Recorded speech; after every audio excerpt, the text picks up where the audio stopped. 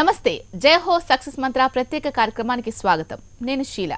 ఇవాల్టి సక్సెస్ మంత్రాలో మనతో పాటు ఉన్నారు author, English coach BK Reddy గారు.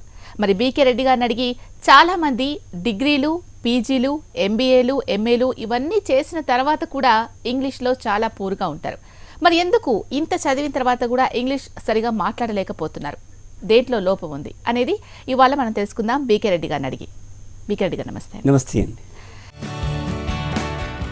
చాలా మంది డిగ్రీలు అయిపోతాయి, పీజీలు అయిపోతాయి, అంతా సెటిల్ అయిపోతారు, జాబ్కి రెడీ అవుతూ ఉంటారు, కానీ ఇంగ్లీష్లో చాలా పూర్ ఉంటారు. ఈవెన్ కొన్ని వర్డ్స్కి అర్థం కూడా తెలియదు. ఇప్పుడు మనం చూస్తుంటాం వాట్సాప్లో చాట్ చేసేటప్పుడు కూడా వాళ్ళు ఏం పెడతాడో కూడా అర్థం చేసుకోవడానికి యువతలు బాగా వచ్చిన వ్యక్తికి చాలా కష్టపడాల్సిన పరిస్థితి. గతంలో చూసుకున్నట్లయితే 4th క్లాస్ 3rd క్లాస్ చదివిన మన పేరెంట్స్ కూడా చాలా అద్భుతంగా మాట్లాడగలుగుతున్నారు, కానీ ఇప్పుడు చదువుతున్న వాళ్ళు సరిగా ఇంగ్లీష్లో మాట్లాడలేకపోతున్నారు. ఎందుకంటారు?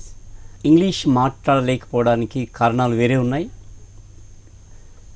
మరియు వారు అర్థం చేసుకున్న తీరు, ఎందుకు మాట్లాడలేకపోతున్నాం అని వారు అర్థం చేసుకున్న తీరు వేరేగా ఉంది.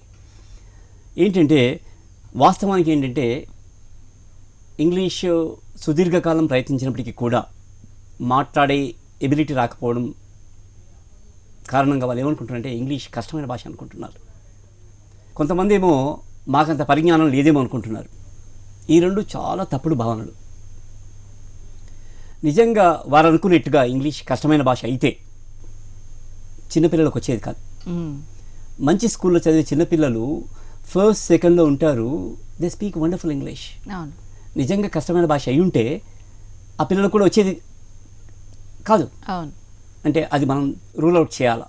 ఇంగ్లీష్ కష్టమైన భాష కాదు, ఇంగ్లీష్ చాలా సులువైన భాష, ముఖ్యంగా తెలుగు కన్నా చాలా సులువైన భాష. కానీ వీరి నమ్మకం డిఫరెంట్గా ఉన్నది. ఎందుకంటే వాళ్ళు నేర్చుకోలేకపోయారు కనుక కష్టమైన భాష అనే అపోహ ఏర్పరచుకున్నారు. అది కూడా ఒక సమస్యగా మారింది. తప్పుడు అపోహ ఏర్పడడం కూడా సమస్యగా మారింది. రెండవది ఏంటంటే మాకంత ఎబిలిటీ లేదేమో, మాకంత ప్రతిభ లేదేమో అనుకుంటున్నారు. ఇట్ డజంట్ నీడ్ ఎనీ ప్రతిభ, దానికి ఏం ఇంటెలిజెన్స్ అక్కర్లేదు. Just doing right things is very important. అయితే మరి నేర్చుకోవడం ప్రధాన కారణం ఏంటంటే మన విద్యా విధానంలో స్కూలు, కాలేజీ స్థాయిల్లో వాళ్ళు చదివిన మెటీరియల్ ఏదైతే ఉందో, పుస్తకాలు అనుకోండి, దాని లోపం ఉంది. మరియు నేర్చుకోవడంలో అవలంబిస్తున్న మెథడ్ కూడా. ఏదైనా సక్సెస్ఫుల్గా నేర్చుకోవాలంటే, ఏదైనా ఒక పనిని సక్సెస్ఫుల్గా చేయాలంటే మెథడ్ అండ్ మెటీరియల్ చాలా ఇంపార్టెంట్ అండి. మీరు వంట రుచికరంగా చేయాలా, ఏముండాలి దానికి? మెటీరియల్ ఉండాలి, అన్ని పదార్థాలు ఉండాలి. ఏది తక్కువ ఉన్నా కూడా దాని ఎఫెక్ట్ కనపడుతుంది. అంటే అన్ని పదార్థాలు ఉండాలి, మెటీరియల్ అన్ని చక్కగా ఉండాలి, మరియు చేసే విధానం కూడా కరెక్ట్గా ఉండాలి. అప్పుడు రుచికరమైన వంట తయారవుతుంది.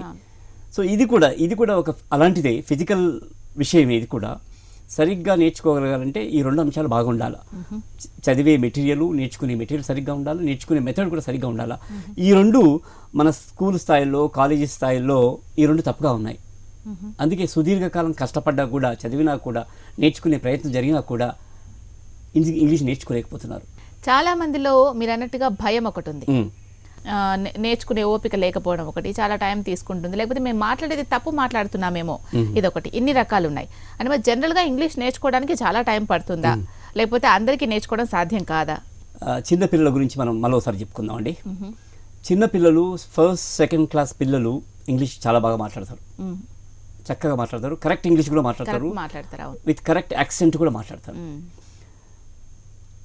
వాళ్ళు అలా నేర్చుకోవడం కారణం ఏంటంటే చిన్నపిల్లలు నేర్చుకునే క్రమంలో ఆడుతూ, పాడుతూ, ఎగురుతూ, డ్యాన్స్ చేస్తూ, మాట్లాడుతూ నేర్చుకుంటారు. ఇమోషనల్గా ఇన్వాల్వ్ అవుతారు చిన్నపిల్లలు. ప్లస్ చిన్నపిల్లలు ఏదైనా భాషని పరిసరాల ద్వారా, అనుకరణ ద్వారా నేర్చుకుంటారు. మీ మదర్ టంగ్ ఏంటి? తెలుగు మీరు ఇంటి దగ్గరే నేర్చుకున్నారు. స్కూలుకు వెళ్ళకముందే తెలుగు ఇంటి దగ్గర బాగా నేర్చుకున్నారు. ఎలా నేర్చుకున్నారు? మీ పేరెంట్స్ని, మీ చుట్టూ ఉన్న వాళ్ళని అనుకరించడం ద్వారా నేర్చుకున్నారు. ఈ విషయంలో చిన్నపిల్లలు సిగ్గు, భయం లేకుండా టీచర్స్ని, పరిసరాలను అనుసరిస్తూ, మాట్లాడుతూ ఇంగ్లీష్ నేర్చుకుంటారు. ఇంకా రైమ్స్ ద్వారా కూడా నేర్చుకుంటారు, పాడుతూ, డ్యాన్స్ చేస్తూ. ఇది పెద్దవాళ్ళకి, అంటే చాలా కాలం ఈ అకాడమిక్ ఎడ్యుకేషన్లో ఉన్న వాళ్ళకి ఇంగ్లీష్ భాష పట్ల కొంత ఒక రకమైన నమ్మకాలు ఏర్పడి ఉంటాయి, అంటే ఒక విధానానికి అలవాటు పడి ఉంటారు. వాళ్ళు ఆడుతూ, ఎగురుతూ, పాడుతూ నేర్చుకోవడం పక్క పెట్టేసేయండి. కనీసం నోరు కూడా ఓపెన్ చేయరు, మాట్లాడను కూడా మాట్లాడరు. ఇది ఇంగ్లీష్ నేర్చుకోవడం అనేది ఒక మైండ్కి సంబంధించిన యాక్టివిటీ కాదండి. మన విద్యా విధానంలో ఇలాంటి భావన ఉంది. అందుకే ఇంగ్లీష్ సంబంధించిన విషయాల్ని, గ్రామర్ని, వొకాబులర్ని ఇక్కడ లోడ్ చేస్తున్నారు. అంటే ఇక్కడ లోడ్ చేస్తే ఆటోమేటిక్గా ఇక్కడ వస్తుందనే భావనతో లోడ్ చేస్తున్నాం మన విద్యా విధానంలో. ఇది అలాంటిది కాదు. ఇది ఒక ఫిజికల్ స్కిల్, ఒక ప్రాక్టికల్ విషయం, సైక్లింగ్, స్విమ్మింగ్ లాంటిది. కనుక డెఫినెట్గా మాట్లాడుతూ నేర్చుకోవాల్సిందే. పిల్లలకి అడ్వాంటేజ్ ఉన్నది. టీచర్స్ని అనుకరిస్తూ, పరిసరాలను అనుకరిస్తూ మాట్లాడుతూ, పాడుతూ, ఆడుతూ నేర్చుకుంటారు. కానీ పెద్దవాళ్ళు అలా చేయట్లేదు. కారణం ఏంటంటే వాళ్ళు ఒక డిఫరెంట్ కైండ్ ఆఫ్ ఇంగ్లీష్ స్టడీకి అలవాటు పడి ఉంటారు చిన్నప్పటి నుంచి. ఇంగ్లీష్ అంటే గ్రామర్ అని, ఇంగ్లీష్ అంటే వొకాబులరీ, ఇంగ్లీష్ అంటే చదవడం రాయడం ద్వారా నేర్చుకోవాలని చెప్పేసి. వాస్తవానికి చదవడం రాయడం ద్వారా ప్రపంచంలో ఎవరు కూడా ఏ భాషను కూడా ఇంతవరకు నేర్చుకోలేదండి. It doesn't happen. కానీ అదే పద్ధతిలో ప్రయత్నం చేయడం ద్వారా ఇంగ్లీష్ రాకపోయే వరకు, ఇంగ్లీష్ నేర్చుకోలేకపోయే వరకు ఇంగ్లీష్ పట్ల తప్పుడు అభిప్రాయాలు ఏర్పరచుకున్నారు. మరి ఇప్పుడు ఏం చేయాలనే విషయం మనం మాట్లాడుకుందాం. ఓకే, మీరు అన్నట్టుగా చాలా మంది ఇప్పుడు ఇంగ్లీష్ చాలా టఫ్ అనే ఫీల్ అవుతూ ఉంటారు. అదే విధంగా రాస్తే సరిపోతుంది, చూస్తే సరిపోతుంది, వింటే సరిపోతుంది అని మనకు ఫస్ట్ నుంచి అలవాటు చేసినట్టుగా ఉన్నారు. అలా కాదు, మాట్లాడితేనే వస్తుంది అని చాలా మందికి తెలుసు. కానీ మాట్లాడడానికి జంకుతుంటారు, భయపడుతూ ఉంటారు. స్కూల్ టైంలో ఉన్నప్పుడు, అలాగే కాలేజ్ టైంలో ఉన్నప్పుడు మాట్లాడడానికి ఉంటారు, ట్రై చేయొచ్చు, వస్తే అప్పుడు రావాలి. మరి తర్వాత నేర్చుకోవాలి అనుకున్న వాళ్ళకి ఎటువంటి సలహాలు ఇస్తారు? అయితే భాషలు నేర్చుకోవడంలో శాస్త్రీయంగా, సహజంగా ఒక మెథడ్ ఉందండి. LSRW అంటారు. LS ద్వారా అంటే లిజనింగ్, స్పీకింగ్ ద్వారా, పరిసరాలని అనుకరించడం ద్వారా ఎవరైనా ఏ భాషనైనా నేర్చుకుంటారు. ఇప్పుడు నాకు ఉర్దూ మాట్లాడడం వచ్చు. నా మదర్ టంగ్ తెలుగు. ఉర్దూ నాకు బాగా మాట్లాడతాను. ఉర్దూ రాయటం రాదు, చదవడం రాదు. ఎలా వచ్చిందంటే పరిసరాలని అనుకరించడం ద్వారా వచ్చింది. నేను ఓల్డ్ సిటీలో వెళ్తాను, ఫ్రెండ్స్ ఉన్నారు కనుక వారిని అనుకరించడం ద్వారా ఉర్దూ నేర్చుకున్నాను. మన విద్యా విధానంలో ఇంగ్లీష్ పట్ల ఈ లిజనింగ్, స్పీకింగ్ మిస్ అయినాయి, లేవు. మనం డైరెక్ట్గా స్కూల్స్లో వేశారు. మనం ప్రతి సంవత్సరం కూడా రీడింగ్ రైటింగ్ చేస్తూ అలా స్కూలు, కాలేజీ, డిగ్రీ ఈ రకంగా కంప్లీట్ చేశాం. రీడింగ్, రైటింగ్ ద్వారా తెలుసుకున్న ఇంగ్లీష్ స్పీకింగ్ పనికిరాదండి. That's a different kind of English that can't support a person for speaking. So speaking రాకపోయే వరకు అబ్బో ఇంగ్లీష్ డిఫికల్ట్ ఏమో అనే భావన ఏర్పడింది. వాస్తవంగా రీడింగ్, రైటింగ్ ద్వారా ప్రపంచంలో ఏ భాష కూడా రాదు, తెలుగు కూడా రాదు. తెలుగు మీరు తెలుగు మదర్ టంగ్. మీరు తమిళ్, మలయాళం పుస్తకాల ద్వారా నేర్చుకునే ప్రయత్నం చేయండి, గ్రామర్ ద్వారా నేర్చుకునే ప్రయత్నం చేయండి, వస్తుందా? రాదు. ఇంగ్లీష్ కూడా రాదు. రాకపోయే వరకు ఈ రకంగా తప్పుడు అభిప్రాయాలు ఏర్పరచుకున్నాం ఇంగ్లీష్ పట్ల. కానీ వాస్తవానికి ఇంగ్లీష్ తెలుగు కన్నా, మిగతా భాషల కన్నా, మిగతా భారతీయ భాషల కన్నా చాలా సులువైన భాష. ఎందుకు రాలేదంటే మెటీరియల్, మనం అనుసరిస్తున్న మెటీరియల్ తప్పుగా ఉంది, మనం చేస్తున్న ప్రాక్టీస్ కూడా తప్పుగా ఉంది, మెథడ్ కూడా తప్పుగా ఉంది కనుక నేర్చుకోలేకపోతున్నారు. మరి ఎలా ప్రాక్టీస్ చేయాలి? ఇది చాలా ఇంపార్టెంట్ పాయింట్. 90% యువత ఇంగ్లీష్తో సఫర్ అవుతా ఉంది. వారికి నేర్చుకోవాలంటే రెండు మార్గాలు ఉన్నాయి. ఇది ఎడ్యుకేటెడ్ యువత ఈ స్థాయిలో, అంటే వాళ్ళు స్కూలింగ్, కాలేజ్ ఇవన్నీ అయిపోయి ఉంటాయి, మళ్ళీ స్కూల్కి వెళ్ళలేరు వాళ్ళు. ఈ స్థాయిలో ఎడ్యుకేటెడ్ యువత ఇంగ్లీష్ నేర్చుకోవడానికి రెండు మార్గాలు ఉన్నాయి. ఒకటి ఏంటంటే ఇంగ్లీష్ మాట్లాడే పరిసరాల్లో కొన్ని రోజులు ఉండగలటం. అంటే అమెరికా, ఇంగ్లాండో, ఆస్ట్రేలియా, న్యూజిలాండో వెళ్ళి ఒక 3 months 6 months ఉంటే ఇక ఏది అవసరం లేదు, ఆటోమేటిక్గా మనం తెలుగు, నేను ఉర్దూ నేర్చుకున్నట్టుగా నేర్చుకోవచ్చు. మనం ఇక్కడ అనుకునే ఏది అవసరం ఉండదు. గ్రామర్ అవసరం ఉండదు, వొకాబులరీ అవసరం ఉండదు, యాక్సెంట్ అవసరం ఉండదు. ఏవి అవసరం లేకుండానే సహజంగా చక్కటి ఇంగ్లీష్ మాట్లాడడం వస్తుంది. కానీ మన యువత అక్కడ వెళ్ళలేరు కదా. సో ఇక్కడే ఉండి ఇంగ్లీష్ మాట్లాడగలగాలంటే రైట్ సెల్ఫ్ ప్రాక్టీస్ అవసరం అండి. డూయింగ్ రైట్ థింగ్స్ ఏంటంటే డైలీ బేసిస్లో, దినవారీగా. ఇది ఒకరోజు చేస్తే వచ్చేది కాదు. ఇది కూడా యోగా లాంటిదే. ఇప్పుడు రామ్దేవ్ బాబాతో యోగా నేర్చుకున్నాం. యోగా ఆయన ఒకరోజు నేర్పిస్తాడు. కానీ యోగా ద్వారా ఫలితాలు రావాలంటే ఏం చేయాలి? మనం యోగా రోజు చేస్తూ ఉండాలి, అభ్యాసం చేయాలి, అలవాటులాగా చేసుకోవాలి. ఎస్, అప్పుడే మీకు యోగా పట్ల వచ్చే లాభాలు వస్తాయి. సో ఇది కూడా ఏంటంటే ఇంగ్లీష్ భాషని సహజంగా నేర్చుకునే అవకాశం మనకు లేదు కనుక, పరిసరాల ద్వారా నేర్చుకునే అవకాశం లేదు కనుక కానీ ఇంగ్లీష్ మనకు అవసరం కనుక మనం రైట్ మెథడ్లో you need to do right things. అదేంటో నేను ముఖ్యంగా యువత కోసం చెబుతున్న మాట ఇది. ఎంఎస్సి అని నేను ఐడియా ఇచ్చాను. ఎంఎస్సి అంటే మన ఎడ్యుకేషన్ ఎంఎస్సి కాదు, mind talk, self talk, cross talk అని. దినచర్యగా వాళ్ళు ఎంఎస్సి చేయాలండి. అంటే మైండ్లో ఇంగ్లీష్ మాటల్ని, ఇంగ్లీష్ సంభాషణ, ఎక్స్ప్రెషన్స్ అనుకోవటం. మీరు ఒక టీచర్ అనుకోండి, టీచర్ తన రియల్ లైఫ్లో ఉపయోగపడే మాట్లాడవలసిన మాటల్ని, క్లాస్ రూమ్ ఎక్స్ప్రెషన్స్ని మైండ్లో రిపీటెడ్గా అనుకోవాలా. Okay, please sit down, how are you, where is your homework, have you done your homework. ఇలాంటి మాటల్ని వాళ్ళు అనుకోగలిగితే, ఇక్కడ బాగా రిపీట్ చేసుకోగలిగితే, మాట్లాడవలసి వచ్చినప్పుడు ఆ మాటని ఇక్కడ తీసుకురాగలుగుతారు. ఆ మాట గుర్తొస్తుంది ఆ సిచ్యువేషన్ అరైజ్ అయినప్పుడు. కనుక మైండ్ టాక్ చాలా important with real life expressions. నిజ జీవితంలో అవసరమైన మాటల్ని, పదాలని కాదు, గ్రామర్ని కాదు, మాటల్ని మైండ్లో రిపీట్ చేసుకోవాలి. ఇది మామూలుగా ఆ భాష పరిసరాల్లో ఉంటే ఆటోమేటిక్గా జరుగుతుంది. ఇప్పుడు తమిళనాడు వెళ్తే రియల్ లైఫ్లో మాటలు మనం వింటాం, ఇక్కడ రిపీట్ చేసుకుంటాం, గుర్తుపెట్టుకుంటాం. ఆ వాతావరణం లేదు కనుక ఇంగ్లీష్కి మనం స్వతహాగా చేయాలి పని. సెకండ్ ఏంటంటే సెల్ఫ్ టాక్, అంటే అభ్యాసం చేయడం, మాట్లాడే అభ్యాసం, ప్రాక్టీస్ చేయడం. సెల్ఫ్ టాక్ ఎందుకంటున్నా అంటే స్వతహాగా చేయటం ఎవరు లేనప్పుడు. ఈ అభ్యాసం ఎందుకంటే మాట్లాడడం అనేది కేవలం మైండ్కి సంబంధించిన అంశం కాదండి. ఇది మైండ్ అండ్ స్పీచ్ ఆర్గాన్కి సంబంధించిన విషయం, బాడీకి సంబంధించిన విషయం. ఏ సైక్లింగ్, స్విమ్మింగ్, కార్ డ్రైవింగ్ ఎలా నేర్చుకుంటామో టోటల్ బాడీని ఇన్వాల్వ్ చేసి, ఇక్కడ కూడా స్పీచ్ ఆర్గాన్స్ రోల్ లేకుండా ఎంత తెలుసుకున్నప్పటికీ కూడా గందరగోళం ఏర్పడుతుంది, కానీ భాష రాదు. ఓకే, కనుక స్పీచ్ ఆర్గాన్స్కి మాట్లాడే అభ్యాసం ఇవ్వాలి. ఇది ఎంఎస్సి అనేది రోజువారీగా వాళ్ళు ప్రాక్టీస్ చేయాలి. ఇది ఒకటి ఫస్ట్ స్టెప్. ఇది రోజువారీగా చేయాలి, యోగా చేసినట్టుగా. రెండవ విషయం ఏంటంటే టోల్ ఫ్రీ మొబైల్ కాలింగ్ ఉండాలండి. టోల్ ఫ్రీ మొబైల్ కాలింగ్ ఎందుకు అంటున్నా అంటే, రియల్ లైఫ్లో ఇంగ్లీష్లో మాట్లాడడానికి మనకు భయం ఉంటుంది కనుక ఈ రోజుల్లో ప్రతి ప్రోడక్ట్కి టోల్ ఫ్రీ నెంబర్ ఉంటుంది. ఆ నెంబర్ తీసుకొని, అది బ్యాంక్ టోల్ ఫ్రీ నెంబర్ కావచ్చు, మొబైల్ కంపెనీది కావచ్చు, ఇంకేదైనా ప్రోడక్ట్ కావచ్చు, ఆ నెంబర్కి ఫోన్ చేసి టెలికాలర్ మాట్లాడతారు అవతల. మీరు అవసరం ఉన్నా లేకున్నా కూడా మీరు ఏదో ఒకటి డౌట్స్ లేకుంటే మీకు క్వశ్చన్స్ రూపంలో అడుగుతూ ఉండాలి. వాళ్ళు మీతో మాట్లాడుతూ ఉంటారు. ఈ మాట్లాడే క్రమంలో వాళ్ళతో మాట్లాడడం మీకు భయం ఉండదు, ఎందుకంటే వాళ్ళు ఎవరో మీకు తెలియదు, మీరెవరో వాళ్ళకి తెలియదు, ఫ్రీగా మాట్లాడవచ్చు. సో ఈ రకంగా క్రాస్ టాక్ మనం ప్రత్యక్షంగా చేయడం భయం అవుతుంది కనుక ఇది మనకు సపోర్ట్ చేస్తుంది. చాలామంది అలా కాల్ చేస్తూ నేర్చుకునే వాళ్ళు ఉన్నారు ఇంగ్లీష్. మూడో అంశం ఏంటంటే, ఇంతకుముందు చెప్పాను, ప్రపంచంలో ఎవరైనా భాషల్ని అనుకరణ ద్వారా నేర్చుకుంటారు, పరిసరాల ద్వారా నేర్చుకుంటారు.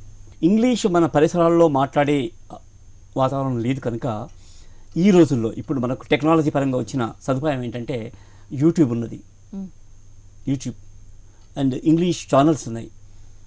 వాటిని రైట్ ఫోకస్తో వినాలి, అంటే భాష నేర్చుకునే ఫోకస్తో వినాలి, ఎక్స్ప్రెషన్స్ గుర్తుంచుకునే ఫోకస్తో వినాలి, చదవాలి. ఆ నేర్చుకున్న ఎక్స్ప్రెషన్స్ని అవసరమైన సందర్భాల్లో మాట్లాడే ప్రయత్నం చేయాలి, లేదంటే సెల్ఫ్ టాక్గా వాటిని రిపీట్ చేయాలి. మరి మీరు నేర్పిస్తున్నారా ఇంగ్లీష్? మీరు ఎలా నేర్పిస్తారు? మీ దగ్గరికి ఎవరైనా వచ్చి నేర్చుకోవాలి అంటే ఏం చేయాలి? నేను మామూలుగా డిఫరెంట్ ప్లేసెస్లో సెషన్స్ చేస్తానండి, ప్రోగ్రామ్స్ చేస్తాను. నేను కేవలం 1 day 2 day ప్రోగ్రామ్స్ మాత్రమే చేస్తాను. నాకు వచ్చే క్వశ్చన్స్ ఏంటంటే లర్నర్స్ నుంచి, దూర ప్రాంతాల నుంచి, సార్ మేము 20 yearsగా ప్రయత్నిస్తున్నాము, లేకుంటే చాలా కోచింగ్ ఇన్స్టిట్యూట్స్కి వెళ్ళాము, 3 months కోచింగ్, 2 months కోచింగ్, ఇలా వెళ్ళాము, ఏమీ రావట్లేదు. వాళ్ళు ఏదో టెన్సెస్ అని, పార్ట్స్ ఆఫ్ స్పీచ్ అని, activise, passivise, degrees of comparison ఇవన్నీ చెబుతున్నారు, ఏమీ రావట్లేదు. మరి మీరు ఎలా 1-2 daysలోనే ఎలా నేర్పిస్తారని అడుగుతారు. మన విద్యా విధానంలో నేర్చుకున్న తీరులో 10 ఏళ్ళు కాదు కదా, 20 ఏళ్ళు 30 ఏళ్ళు నేర్చుకున్న రాదు. ఎందుకంటే మన విద్యా విధానంలో నేర్చుకునే విధానం కేవలం తెలుసుకోవడానికి ఉపయోగపడుతుంది భాషని. తెలుసుకోవడం వేరే, నేర్చుకోవడం వేరే. భాష నేర్చుకోవడం అనేది ఒక physical skill, practical skill, cycling, swimming లాంటిదే. వాస్తవంగా అలా చేస్తూ అంటే మాట్లాడుతూ నేర్చుకోవాల్సిందే, కానీ పుస్తకాల ద్వారా, గ్రామర్ ద్వారా, వొకాబులరీ ద్వారా డైరెక్ట్గా రాదనే విషయం మొదటగా చెప్పవలసిన విషయం.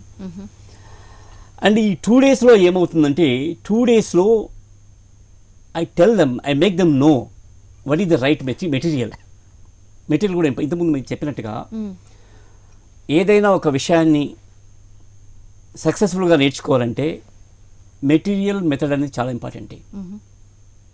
సుదీర్ఘకాలం నేర్చుకున్నా కూడా ఇంగ్లీష్ రాలేదంటే ఈ రెండిట్లో ఏదైనా తప్పు ఉండాలా, రెండు అయినా తప్పు ఉండాలా.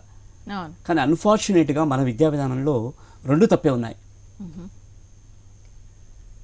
ఇంగ్లీష్ ఇన్స్టిట్యూట్స్లో ఎక్కడైనా వెళ్తే, ఎవరైనా ఇంగ్లీష్ నేర్చుకోవడానికి వెళితే అక్కడ బోధించే వాళ్ళు, అక్కడ ఉండే ట్రైనర్స్ ఏమనుకుంటున్నారంటే, ఓహో మీకు ఇంగ్లీష్ రాదా, మీకు ఇంగ్లీష్ ఎందుకు రాలేదంటే ఇంగ్లీష్ గ్రామర్ పూర్తిగా రాదు కనుక ఇంగ్లీష్ రాదు అనే భావన అనుకుంటున్నారు వాళ్ళు.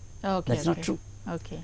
గ్రామర్ ద్వారా భాష కొద్ది మేర తెలుస్తుంది, కానీ భాష తెలుసుకోవడం కన్నా గందరగోళం ఎక్కువగా ఏర్పడుతుంది. అండ్ ఇట్ డజంట్ హ్యాపెన్ అండి. ఇంకోటి మెథడ్ కూడా, ఇది నేర్చుకోవాల్సినకి మనకి ఇది అవలంబించవలసిన మెథడ్ కూడా ఇంపార్టెంట్.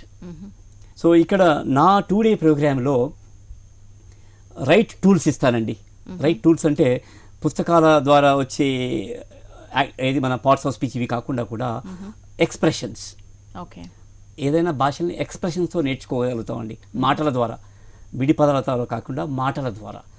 సో ఇలాంటి ప్రయత్నమే నేను 2 days ప్రోగ్రాంలో చేయిస్తాను. మరియు వాళ్ళు డైలీ బేసిస్లో ఏం చేయాలో దానికి సంబంధించిన ప్రోగ్రామ్ కూడా ఇస్తాను. అలా ప్రాక్టీస్ చేయడం ద్వారా it happens in no time అండి. 1-2 weeksలో they can find the difference and they can become fluent. మరి ఇప్పుడున్న దాంట్లో టెన్సెస్, గ్రామరు, ఇంగ్లీష్లో అవి కాకుండా ఎటువంటి మార్పులు వస్తాయి? అంటే చాలా మంది తెలుగు మీడియంలో ఉన్న వాళ్ళు ఇంకా ఎక్కువ సఫర్ అవుతున్నారు ఈ ప్రాబ్లంతో. డిగ్రీస్ కంప్లీట్ అయిపోతున్నాయి, ఆల్రెడీ పట్టాలన్నీ చేతికొచ్చేస్తున్నాయి, కానీ ఇంగ్లీష్లో చాలా పూర్ ఉంటున్నారు. ఈవెన్ వాళ్ళకి ఇంగ్లీష్లో టైప్ చేయడం కూడా చాలా తప్పులు టైప్ చేస్తున్నారు. తెలుగు వర్డ్స్ టైప్ చేయాలన్నా కానీ ఇంగ్లీష్లో చాలా తప్పులు టైప్ చేస్తున్నారు. సో మరి అంటే ఎటువంటి మార్పులు రావాలి విద్యా విధానంలో అంటారు? ఒక విషయాన్ని మనం అర్థం చేసుకోవాలండి. ఇన్ని పుస్తకాలు చదివినా కూడా, ఇంతకాలం చదివినా కూడా ఇంగ్లీష్ రాలేదంటే డెఫినెట్గా మనం అర్థం చేసుకోవాల్సింది ఏంటంటే, మనం ఇంగ్లీష్ నేర్చుకోవడానికి ఉపయోగిస్తున్న పుస్తకాలు, చదువుతున్న మెటీరియల్ ఇంగ్లీష్ మాట్లాడడం నేర్చుకోవడానికి అనుకూలంగా లేదు. ఒకటి. ఫార్చునేట్గా ఏంటంటే గత కొన్నేళ్లుగా ఈ విషయం అర్థం చేసుకుని మన విద్యా విధానంలో పుస్తకాలు మార్చారు.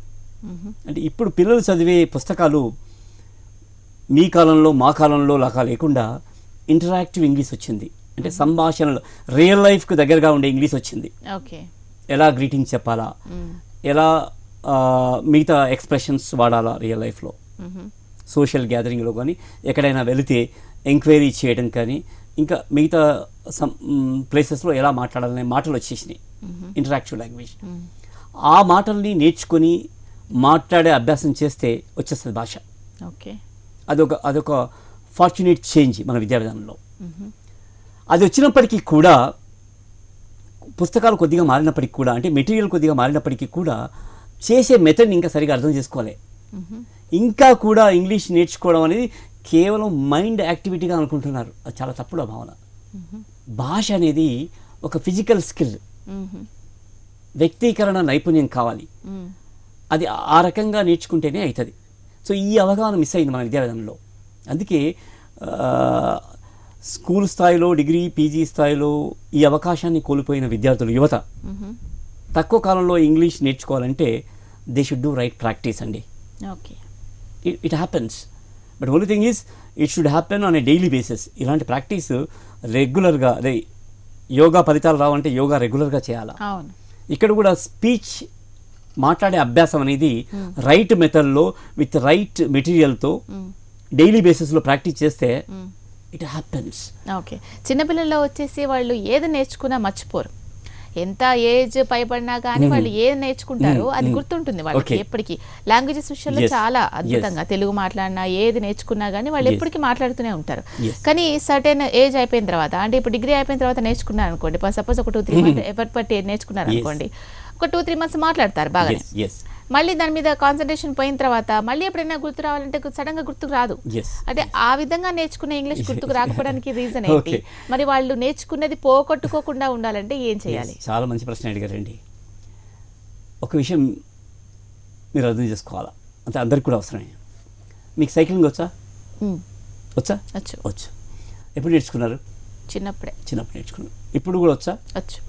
ఇంకో 5 ఏళ్ళకు కూడా అడిగితే సైకిల్ తొక్కుతారా? తొక్కుతారు. ఇప్పుడే ఇంకో 10 ఏళ్ళకి అయినా తొక్కుతారు. మరి సైక్లింగ్ ఎందుకు మర్చిపోలేదు? డైలీ బేస్ ప్రాక్టీస్ అయిపోయింది కాబట్టి. ప్రాక్టీస్ లేకుండా కూడా మీరు 10 ఇయర్స్ తర్వాత సైకిల్ తొక్కమంటే తొక్కుతారు. అవును. ద రీజన్ ఈజ్, అదే చాలా ముఖ్యమైన విషయం మనం అర్థం చేసుకోవాల్సింది. It is because muscle skill is permanent. Muscle skill అదే మీరు పరీక్షల కోసం నేర్చుకున్న ఆన్సర్స్ పరీక్షలో గుర్తుంటాయి. పరీక్షలైన 3 monthsకి మర్చిపోతాం. మరి మీ మైండ్కి ఎక్కువ మెమరీ ఉన్నట్ట, బాడీకి ఎక్కువ మెమరీ ఉన్నట్టు? బాడీకే ఉన్నట్టు. ఇంత సోఫిస్టికేటెడ్ మిరాకులస్ హ్యూమన్ సిస్టమ్ని మన విద్యా విధానంలో వాడుకోవట్లేదు, ఉపయోగించుకోవట్లేదు. బ్రెయిన్నే ఎక్కువ యూస్ చేస్తున్నారు. సో కనుక అది ఇంగ్లీష్ నేర్చుకోవడానికి ఎలా ఉపయోగపడుతుందంటే, ఇంగ్లీష్ మనం దీంతో నేర్చుకుంటున్నాం. మీకు తెలుసు, it remembers only for a limited time. ఈ పరిజ్ఞానాన్ని, ఇంగ్లీష్ పరిజ్ఞానాన్ని మీరు మాటల రూపంలో ఆ ఎక్స్పీరియన్స్ మీరు స్పీచ్ ఆర్గాన్స్కి ఇస్తే, మీ టంగ్ మౌత్కి మాట్లాడే అనుభవం ఇస్తే, ఆ మాటల్ని రియల్ లైఫ్లో మాట్లాడవలసిన మాటల్ని మీ మైండ్ మర్చిపోవచ్చు, కానీ మీ టంగ్ గుర్తుపెట్టుకుంటుంది, మీ స్పీచ్ ఆర్గాన్స్ గుర్తుపెట్టుకుంటాయి. అందుకే మాట్లాడడం ద్వారా భాష నేర్చుకుంటే మీరు మర్చిపోరు. తెలుసుకోవడం ద్వారా భాష నేర్చుకునే ప్రయత్నం చేస్తే, అందుకే ఈ గ్రామర్ విషయాలు ఉన్నాయి కదా మన విద్యా విధానంలో, స్కూల్ స్థాయిలో నేర్పిస్తారు, ఇంటర్మీడియట్కి వచ్చే వరకు మర్చిపోతారు, మళ్ళీ నేర్పిస్తారు, డిగ్రీకి వచ్చే వరకు మర్చిపోతారు, మళ్ళీ నేర్పిస్తారు. ఇదో నాన్ స్టాప్ నాన్ సెన్స్ లాగా. It happens like that. ఎందుకంటే ఆ యొక్క పరిజ్ఞానాన్ని బాడీకి ఎక్స్టెండ్ చేయలేదు. అభ్యాసం ద్వారా, రియల్ స్పీకింగ్ అభ్యాసం ద్వారా, if you can extend to the speech organs, your speech organs will remember for life time. Okay అండి. ఓకే, నిజంగా మీరు అన్నట్టుగా చాలా మందిలో ఇదొక భయం కూడా ఉండింది. ఈ ఏజ్ వచ్చిన తర్వాత ఇంగ్లీష్ మాట్లాడాలా, ఈ ఏజ్ వచ్చిన తర్వాత ఇంగ్లీష్ నేర్చుకోవాలి, చాలా కష్టం, నా మెమరీ కూడా అంతగా ఉండదు. అంటే ఏ విధంగా నేర్చుకుంటే మనం మర్చిపోకుండా ఉంటాం అనేది చాలా తక్కువ మందికే తెలుస్తుంది. సో అటువంటి చాలా చక్కని విషయాలు మాకు తెలియజేశారు. థ్యాంక్ యూ సో మచ్ అండి. థ్యాంక్ యూ అండి. చూసాం కదండి, ఇంగ్లీష్ రాని వాళ్ళు, రాయడం రాని వాళ్ళు బాధపడాల్సిన అవసరం లేదు. బీకే రెడ్డి గారు చాలా మంచి మంచి సలహాలు ఇచ్చారు. ఏ విధంగా ప్రాక్టీస్ చేస్తే మీరు నేర్చుకున్న ఇంగ్లీష్ మాట్లాడడంలో ఫ్యూచర్లో మర్చిపోకుండా ఉంటారు, ఫ్లూయెంట్గా మాట్లాడగలుగుతారు, ఇంగ్లీష్ అంటే భయపడాల్సిన అవసరం లేదు. మరి దానికి చేయాల్సిన పనులేంటి, ఇంగ్లీష్ చక్కగా మాట్లాడడానికి అనేవి చాలా చక్కటి సలహాలు, సూచనలు ఇచ్చారు బీకే రెడ్డి గారు. తప్పకుండా పాటించండి, జీవితంలో సక్సెస్ సాధించండి. ఇదే వాటి జయహో సక్సెస్ మంత్ర. మరొక మంచి టాపిక్తో మళ్ళీ కలుద్దాం. చూస్తూనే ఉండండి హెచ్ఎం టీవీ.